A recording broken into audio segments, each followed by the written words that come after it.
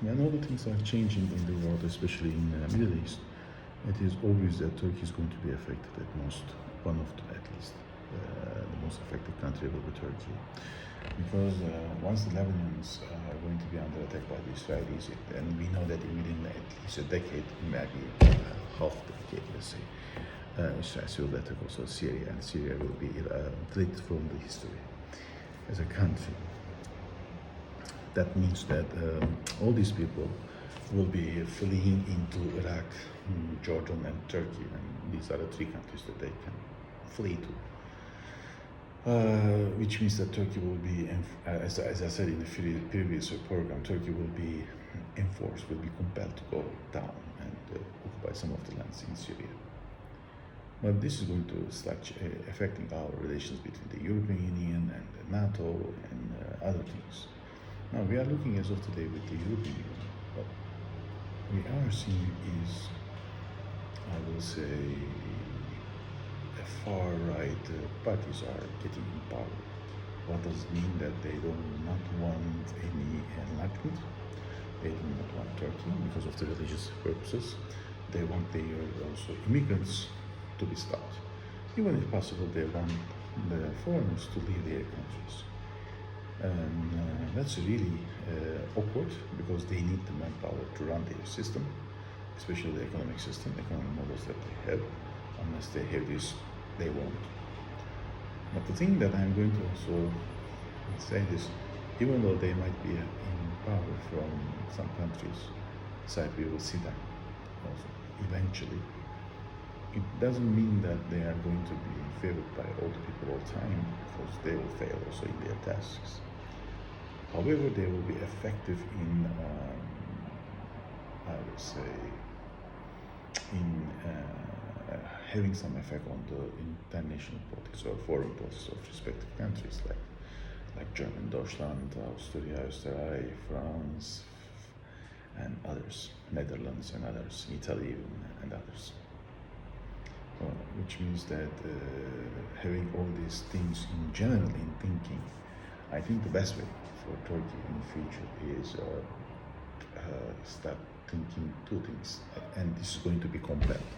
As of today, it's impossible, because Erdogan is, let's agree with this, he is the man of United States and Germany, but mostly United States. As Güzel and İmamoğlu also are like European and American men. They are controlled by them. So there's only one person. I mean, not one person, but at this moment there is no person there. But in 2030s, the leaderships will, in the respective parties, will come to the conclusion that, look, I mean, all these things that's affecting, if I am right, that there will be millions coming to Turkey because of these unrests in the, let's say, Middle East. And the Turkish economy will be affected. Turkey is going to start thinking, okay, what's the use for application of EU? Nothing.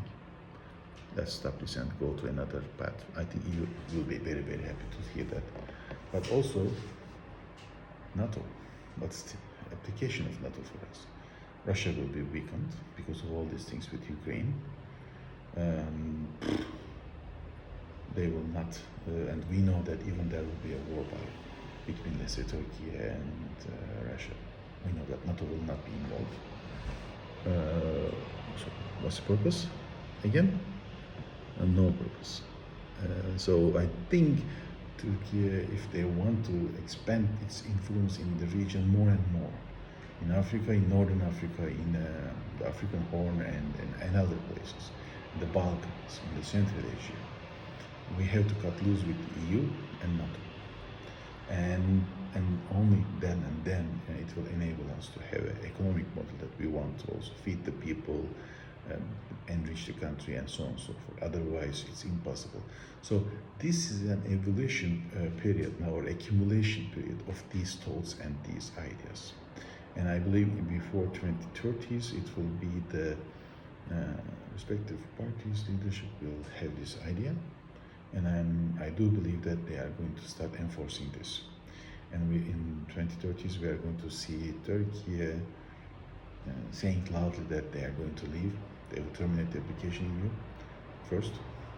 And I think the second, once we will see the Russian economy is really on its knees, we will see Turkey saying that, okay, bye-bye NATO, because there is no use anymore.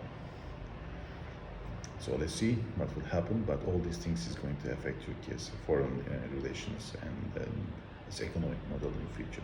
So let's see here what's going on. Have a nice day.